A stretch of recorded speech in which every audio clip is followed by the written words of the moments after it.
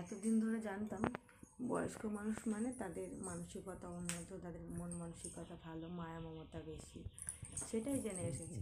তো কালকে আমি ছেলেকে নিয়ে ডাক্তারের কাছে গেছিলাম। ছেলের হাতে ব্যথা লেগেছে, কান্নাকাটি করছে অটোমেটিক। তা সব জায়গায় গেলে এখন লাইন দিতে হয়, তা ডাক্তারের দোকানেও লাইন ছিল। তা আমি বললাম যে ছেলে এরকম কান্নাকাটি করছে, আমাকে কি একটু আগে যেতে দেবে? তা একটা মহিলা, উনিও বয়স্ক, উনি বললো যে হ্যাঁ তুমি আগে যাও, তোমার বাচ্চা কান্নাকাটি করছে, তুমি আগে যাও। তা সেই কথা শুনে আরেকটা লোক কী করলো, উনি কোনো কথা বললো না, চুপচাপ করে বসে থেকে উনি আমাদের আগে যেতে দিল না। উনি ওনার মানে যে লাইন সেই অনুযায়ী উনি আগে চলে গেল। তাই ভাবছি যে কিছু, হ্যাঁ ওনার লাইন উনি ছিল, কিন্তু বাচ্চাটা যে কান্নাকাটি করছে, হাতে ব্যথা লেগেছে, হাতের এরকম অবস্থা, চাইলেই পারতো যে বাচ্চাটাকে আগে দিই।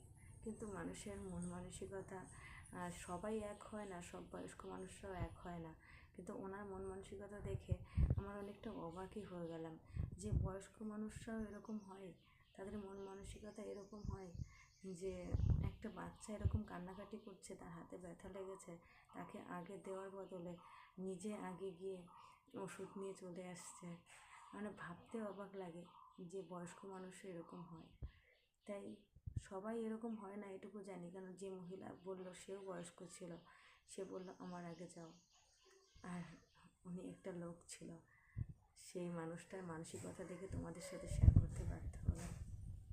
তোমরা আমার মতো এরকম কারা কারা হয়েছো বলো কমেন্টের মাধ্যমে, যে এরকম সাক্ষী কয়জন আছো।